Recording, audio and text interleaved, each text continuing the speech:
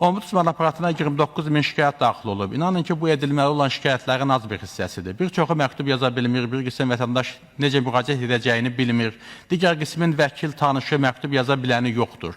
Bu o deməkdir ki, vətəndaşlara ölkə boyu pulsuz hüquqi xidmətin göstərilməsi vacibdən də vacibdir. Ombudsman institutuna bu missiyanı həyata keçirmək üçün lazımi maliyyə və digər resursların ayrılmasını təklif edirəm. Hər bir rayon və şəhərdə bir neçə nəfər hüquqşünasın işə götürülməsini təmin edəcək dərəcədə maliyyə vəsaitin ayrılması vətəndaş məmnuniyyətinin təmin edilməsinə yardımcı olardı. Bir daha demək istəyirəm ki, burada səslənən təkliflərə aidiyyatı üzrə dövlət orqanlarının rəsmi nümayəndələrinin cavab verməsi vacibdir. Əgər bu təklif və suallar bəzən cavablandırılmırsa, o zaman çıxış etməyin də lüzumu qalmır.